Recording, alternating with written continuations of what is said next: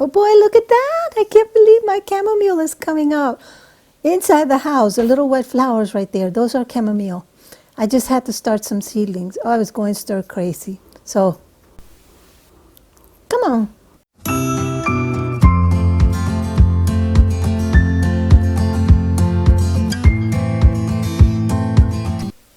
It's so nice to live in Tennessee where you get the seasons. Literally, you can feel them and live them. But right now, this is about the 4th time that it snowed here in Tennessee. And I am just so tired that I'm trying desperately to do something. And I started my seedlings early. Also, I started my seedlings 2 weeks prior to going into the hospital for a major operation. And I thought, well, when I come out, there'll be no more snow. Was I wrong though? It's snowing again. So for starters, I start with seed starting mixed only because it's fluffy and light enough to allow the seed to sprout easily. Then I add perlite to the mixture and creates more spacing for the seeds to sprout a lot easier. Then I boiled water to sterilize the mix in case there's eggs from unwanted critters, and I pour the water into the seed mixture. Squeeze the wet mixture to see if you have enough dampness.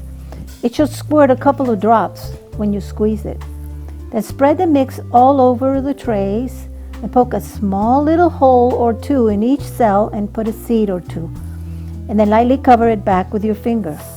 Note, be careful not to go too deep or the seed may not spread or sprout. At this point, the seed requires heat and dark to sprout. I use a heating pad that you can purchase online or at your local hardware store. At first, you don't need any light, just dark is best. But once the little seeds sprout through the mix, then you need to give them light so that they can spread their wings. Once the seedlings start to show roots coming from the bottom, I pot them up to clear and red solo cups. The clear requires you to drill some holes for the water drainage, and the red is just a collector or a catcher or a waterer or a holder of the tiny plants. At this stage, I should say, I change the mixture to potting soil and add perlite as well as DE, diatomaceous earth. I look over all the cells and find the ones that are poking through the bottom. These are the ones that I'm going to pot up to these solo cups right here.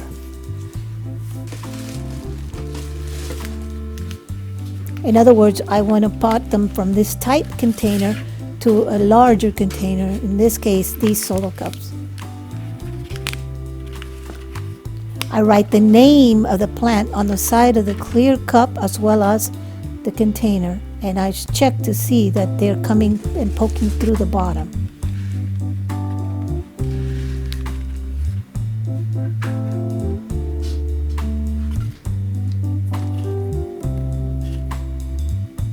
You can see right here, most of my plants are flowers. I just wanted to try something out before I went into the hospital. So you poke a little hole in the middle right here.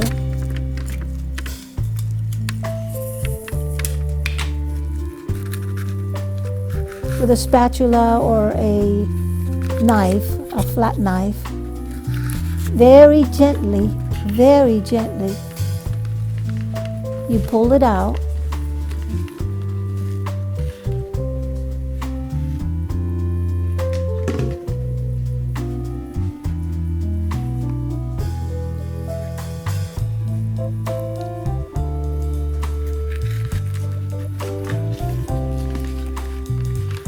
Keep in mind you want to get as much of the roots as you can, and try not to touch them too much. Try not to disturb them too much. There's a hole that I poked right down there, and I just plug the little plug in there.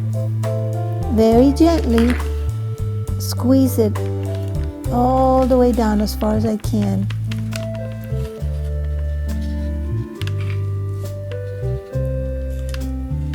So that it has something to adhere, so that it grabs onto the rest of the soil. So, and I do this to all the other ones. And don't forget to write the name of the plant that you're working on. Take a look at this. Quickly, very quickly, the bugs, if there are any bugs inside this soil, are going to come out. They hate the DE. It's damaging for them. It's bad. Take a look at this one right here. This has got the little worm right there. I'm telling you, DE works. It's the best thing to get these bugs out. And so I leave you with this, that these bugs were all over my island right here. Of course, I disinfected it and I cleaned it all up, but they were everywhere. I mean, we couldn't kill them fast enough. DE brings them out.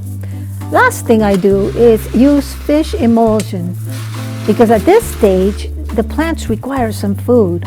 The fertilizer, that's a gentle fertilizer that will not burn the plant. Now, I don't have the exact measurement, but you can see, you saw how much water I used in, I don't know, 3, maybe 4 tablespoons. This won't burn it, but if you think it's gonna burn it, well then you just use your discretion and use very little. Put it on the bottom of the cups, okay? The bottom of the cups, pour a little bit of water in there and let it seep in. Let the plant, the thirsty little plant, get the water from the bottom. Look at these plants, they're ready to go. They're very impatiently waiting for the heat instead of the snow. Yeah, I know, I broke down a little bit and I planted some tomatoes along with a few peppers, but the majority of these are just herbs and flowers. So, if you saw something that you like, please share and give me a like. Bye-bye. And as always, hit the bell, like, share, and subscribe.